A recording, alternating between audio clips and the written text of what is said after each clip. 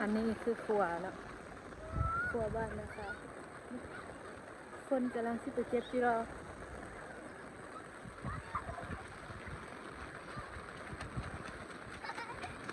อันนี้ก็ไม่เคยเห็นน้ำไม่เคยเห็นน้ำเลยนะเบิ้งน้ำตื่นเต้นไม่ให้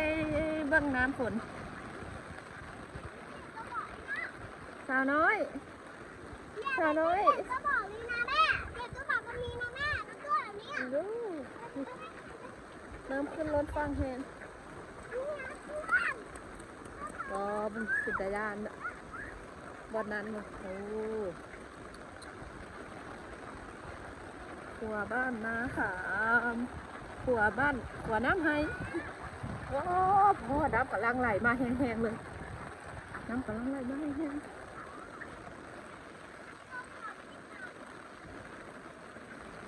น้ำกำลังไหลมาแห้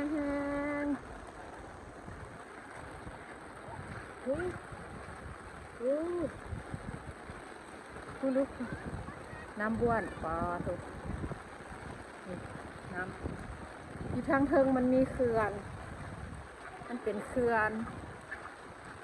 น้ำก็เลยไหลแห้ง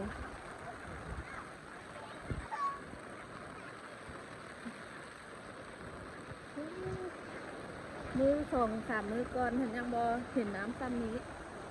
หน้าบัดนี้น้ำไหลแห้ง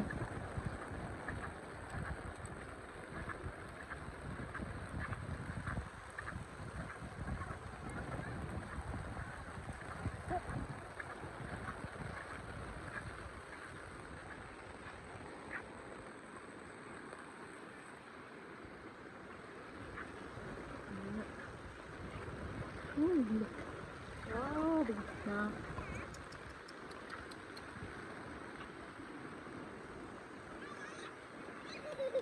เลี้ยวเบิ้งกระไลหูลายตาเลี้ยวเบิ้งกระไลหูลายตา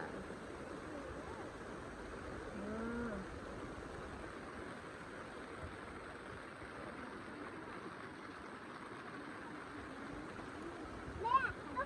นี่ตาต้องกลับด้วย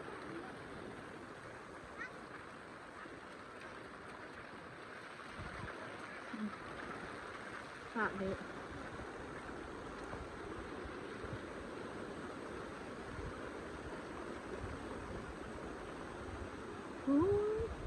อย่าเดี๋ยวเบิ่งแบบน้ำไหลวันนี้เรารู้สึกว่าวินหัว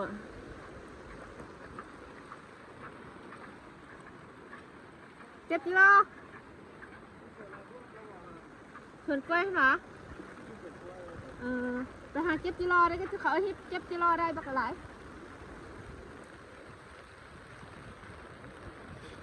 เนื้อมีส่วนกล้วยอายที่ฝากรัดเนาะน้ำขึ้นแห้งก็ท่วมคันมันฝนอีก2 มื้อติดแล้วแมนท่วมมาเลยเห็นฝนแห้ง